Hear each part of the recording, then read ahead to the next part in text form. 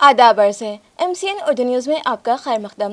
नाजरीन, मैं हूँ समरिन नाज। खबरों के सिलसिले को आगे बढ़ाने से पहले आइए एक नज़र डालते हैं आज के अहम खबरों पर। वज़ीर आला एकनाथ शिंदे के हाथों मुंबई में वक्फ बोर्ड के नए रियासती दफ्तर का इफ्तिताह। वक्फ बोर्ड को मुस्तहकम बनाने हुकूमत फराहम करेंगी माकूल फंड, कहा वज़ीर आला ने। दिवाली के मौके पर म्यूनसिपल कॉरपोरेशन ने शुरू की स्वच्छ दिवाली शुभ दिवाली मुहिम। शहरियान की फाजिल अशिया के रिड्यूस, रीयूज और रिसाइकिल के नाम पर शुरू की गई कई काबिल सताइश सरगर्मी।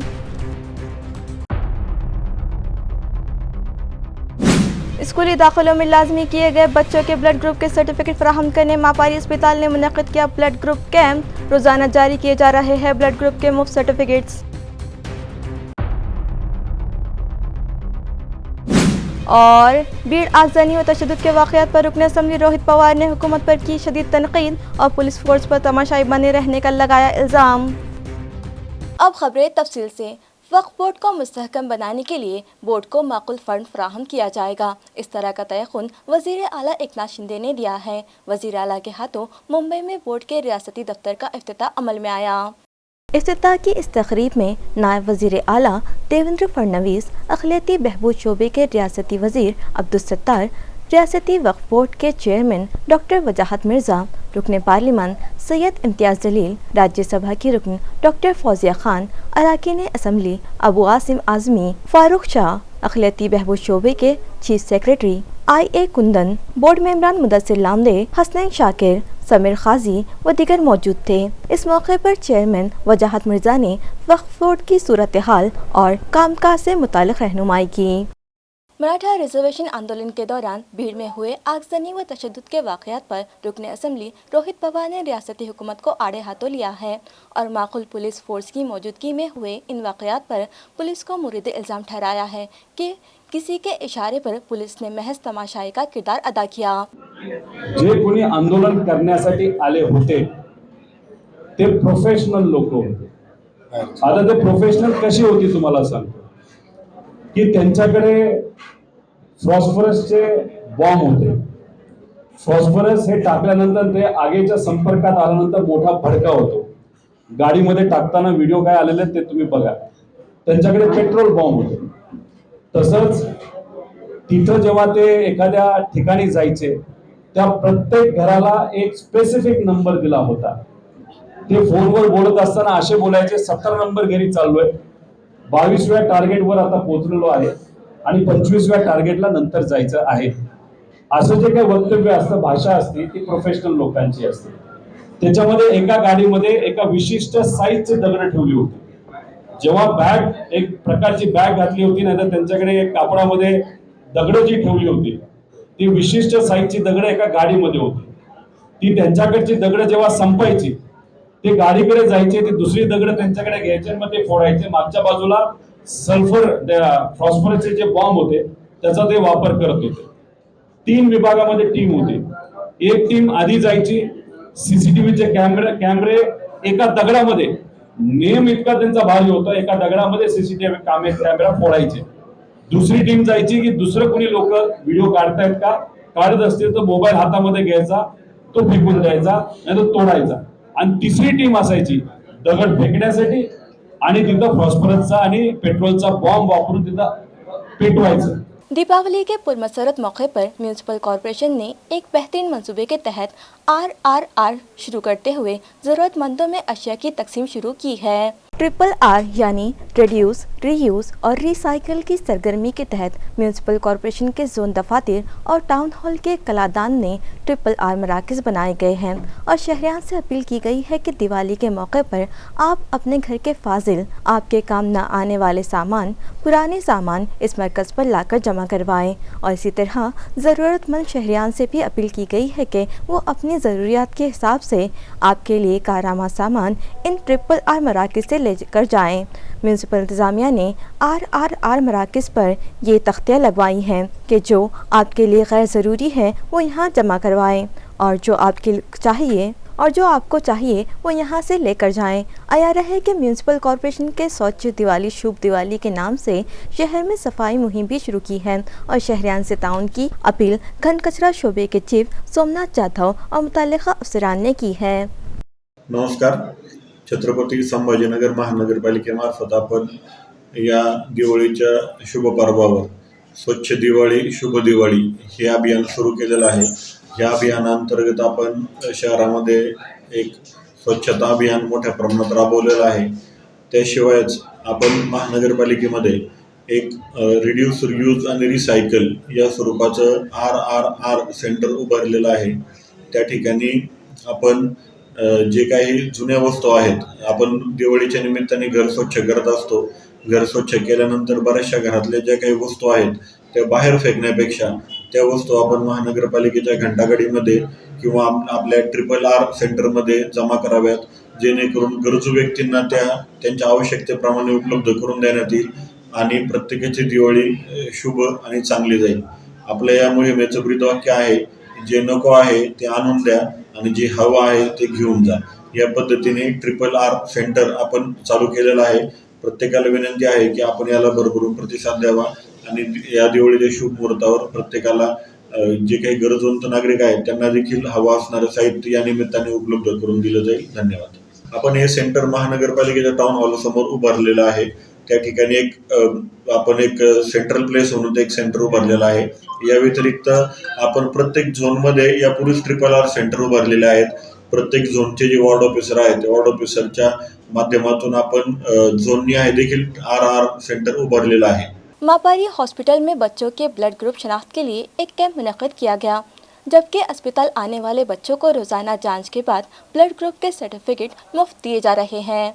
आया रहे कि इन दिनों स्कूली तलबा व तालिबात के स्कूल पोर्टल पर फॉर्म भरते वक्त तालिब इल्म का खून का ग्रुप दर्ज करना लाजमी कर दिया गया है। इस मामले को लेकर सीधे साधे गरीब वालिदैन खून की जांच के लिए परेशान हो रहे हैं। इसी के पेश नज़र कांग्रेस पार्टी रहनुमा और शहर की मारूफ डॉक्टर विमल मापारी ने मापारी हॉस्पिटल में खून के ग्रुप की तशख़ीस के लिए तलबा और बच्चों का एक कैंप रखा था, जिसमें कई स्कूलों के गरीब खानदानों के बच्चों के ब्लड ग्रुप जांच कर उन्हें ब्लड ग्रुप के सर्टिफिकेट दिए गए। दरियासना मापारी हॉस्पिटल के जराये ने इत्तला दी है कि रोजमर्रा भी उनके अस्पताल आने वाले बच्चों को उनके ब्लड ग्रुप मुफ्त जांच कर उन्हें मुफ्त सर्टिफिकेट दिए जाते हैं। डॉक्टर मापारी के इस समाजी खिदमत के इक़दाम की शहरियान सताइश कर रहे हैं। साफ सुथरी दिवाली और शुभ दीपावली के उन्वान से जोन नंबर 4 में महास्वच्छता मुहिम चलाई गई और इलाके को कचरे से पाक किया गया। इस सरगर्मी के तहत डिप्टी म्यूनसिपल कमिश्नर 5 और घन कचरा शोबे के चीफ सोमनाथ जाधव के अहकाम पर वार्ड नंबर 5 वानखेड़े नगर जटवाड़ा रोड पर GVB पॉइंट बंद करके यहाँ मुतल्लिका अफसर अशोक गिरी के हाथों सफाई मुहिम का आगाज अमल में आया। पीपल के दरख्त को पानी डालकर और नारियल फूल चढ़ाकर खूबसूरत रंगोली निकालकर मुहिम शुरू की गई। इस मौके पर सफाई इंस्पेक्टर सुहास भाले, सतीश दाभाड़े, प्रसाद दांडगे, जवान विजय साबड़े, कैलाश बकले, कैलाश सावले, भारत जगताप व दिगर मुलाजिमीन और साकिनान मौजूद थे। एक ही मिशन जूनी पेंशन का मामला फिर एक बार रास्तों व चौराहों पर उतर आया है। सैकड़ों की तादाद में रियासती मुलाजिमीन ने सड़क पर उतरकर एहतजाज किया और 14 दिसंबर से बेमियादी हड़ताल का इंतबाह दिया है। रियासती हुकूमत के मुलाजिमीन की मरकजी संगठना और मुलाजिमीन की जानिब से आज शहर के भड़कल गेट से ज़िला कलेक्टर दफ्तर तक मोर्चा निकालकर जूनी पेंशन का मुतालबा किया गया।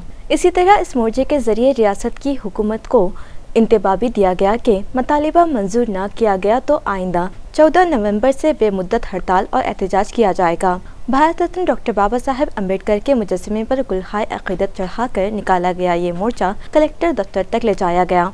इस मौके पर मज़कूरा तंजीम के तमाम अहदेदारान व कारकुनान और रियासती सदर मोर्चे में शामिल थे।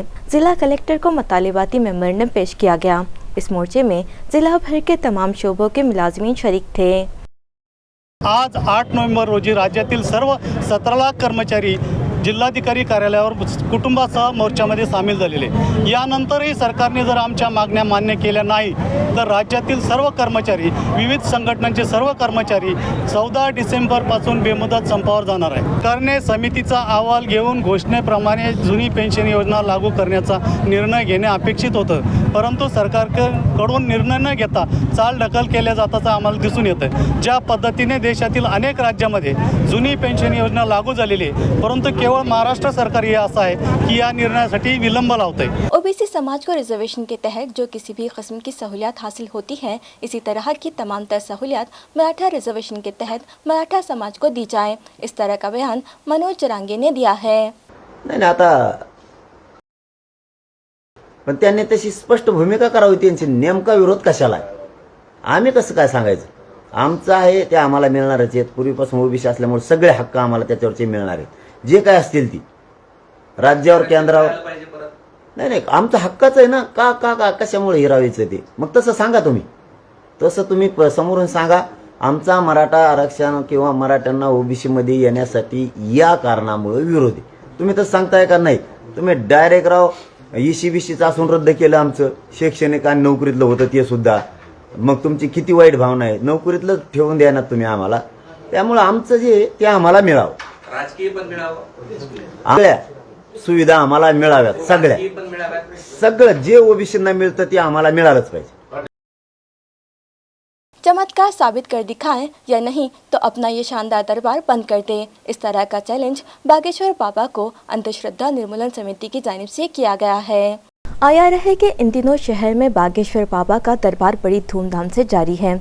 इसी दरमियान अंधे अकायद तदारुकी समिति यानी अंधश्रद्धा निर्मूलन समिति की जानिब से एक प्रेस कॉन्फ्रेंस मुनक़िद की गई और मारूफ कथा कीर्तनकार बागेश्वर धाम धीरेन्द्र शास्त्री को 30 लाख रुपयों का चैलेंज दिया गया. अगर आपके पास गैबी यानी चमत्कारी ताकतें हैं तो उनका मुशाहिदा करवाएं और उन्हें साबित करें और मज़कूरा समिति के सवालों के जवाब दें. इस प्रेस कॉन्फ्रेंस में समिति के किशोर वाघ, पंकज देशमुख और राव साहब जारे ने बाबा को चैलेंज दिया है. अब देखना ये है कि बागेश्वर बाबा का क्या रद्द अमल सामने आता है. सध्या छत्रपती संभाजीनगर येथे बागेश्वर धामचे पीठाधीश धीरेंद्र कृष्ण शास्त्री यांचा दिव्य दरबार आयोजित केलेला आहे. श्रीराम कथा प्रवचनाचा कार्यक्रम आहे.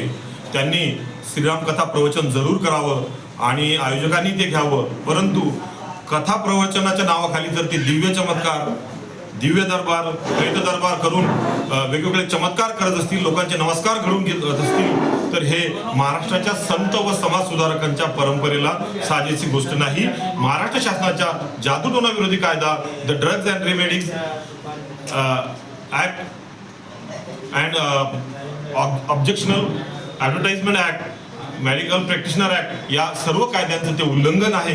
कारण त्यांच्या दिव्य दरबारात ते सांगतात की दिव्यशक्ती असते, मनातलं कळतं, माणसाचं नाव सांगता येतं, माणसाचं वय सांगता येतं, आधार सांगता येतो, मोबाईल नंबर सांगता येतो, आधार कार्ड सांगता येतो. आमचं त्यांना एवढंच आव्हान आहे की तुम्ही फक्त 10 लोकांचं पंच कमिटी समोर हे आव्हान स्वीकार करून दाखवा.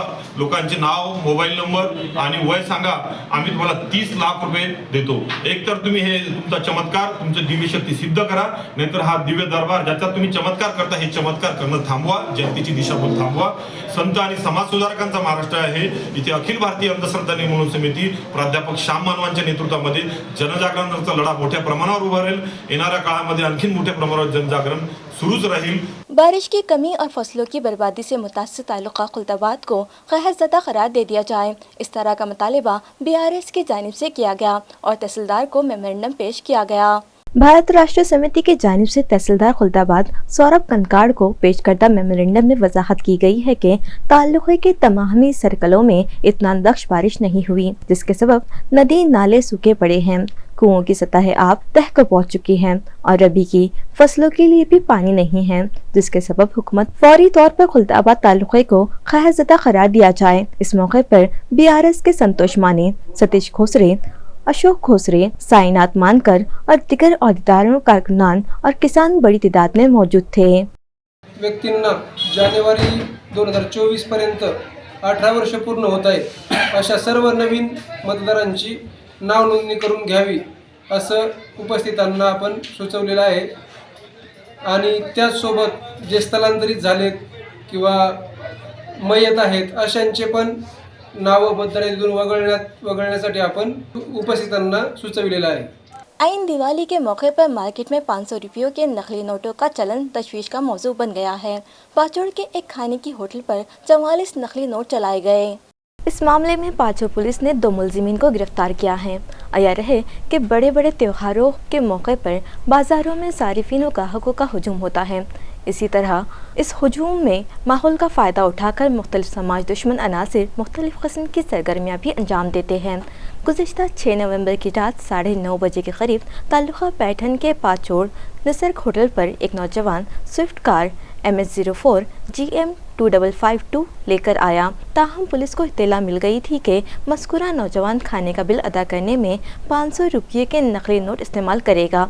इस तरह मिली मालूमात पर पाचोड़ पुलिस थाना के API संतोष मानी, PSI सुरेश माली ने फौरी होटल पहुंचकर होटल के अतराफ घात लगाई और मुलजिम कुंदन जगताप साकिन अंकुश नगर जिला जालना जो होटल में बैठे हुए था, पुलिस ने उसकी और कार की तलाशी ली और पूछताछ की तो उसके पास से 500 रुपयों के 44 नकली नोट बरामद हुए। ये कार्रवाई पाचोड़ पुलिस के API संतोष मानी, PSI सुरेश माली, खुफिया शाख के अभिजीत सोनू ने व दीगर मुलाजिमीन ने अंजाम दी। रास्ते पर मुसाफिरों को रोककर चाकू व हथियार से खौफजदा करके लूट लेने वाले 2 लुटेरों को सोएगांव पुलिस ने गिरफ्तार कर लिया। तफसीलात के मुताबिक पाचोड़ा का ई-कॉम एक्सप्रेस का delivery boy Deepak Pramod Joshi delivery के पार्सल लेकर सोएगांव तालुके के कई गांव में पार्सल दे रहा था। रात 8 बजे के करीब वड़गांव तिकजी गांव से होकर चिंडोल नामी गांव की जानिब जा रहा था कि रात की तारीकी का फ़ायदा उठाकर रात 8 बजे के करीब 2 मोटरसाइकिलों पर सवार 5 लुटेरों ने डिलीवरी बॉय की मोटरसाइकिल रोकी और उसके पेट पर चाकू रख दिया। दूसरे लुटेरे ने उसके सर पर आहानी रॉड से वार करके उसे जख्मी कर दिया और उसकी जेब से जुमला रकम 17,710 रुपये नकद, उसके हाथ में पहनी हुई अंगूठी, इस तरह जुमला कम व बेश 83,700 रुपये की मालियत छीनकर लुटेरे फरार हो गए।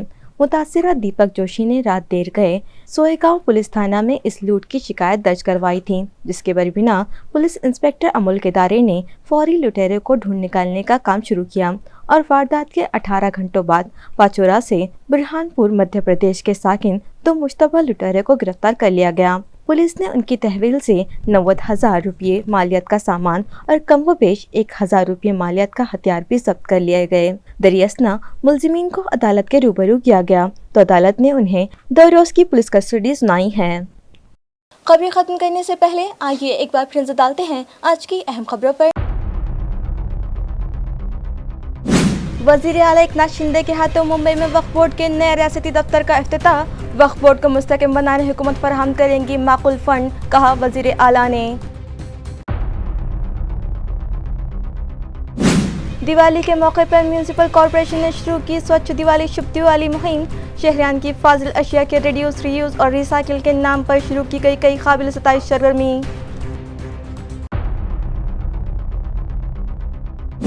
स्कूली दाखिलों में लाजमी किए गए बच्चों के ब्लड ग्रुप के सर्टिफिकेट फराहम करने मापारी अस्पताल ने मुनक़िद किया ब्लड ग्रुप कैंप। रोज़ाना जारी किए जा रहे हैं ब्लड ग्रुप के मुफ्त सर्टिफिकेट्स।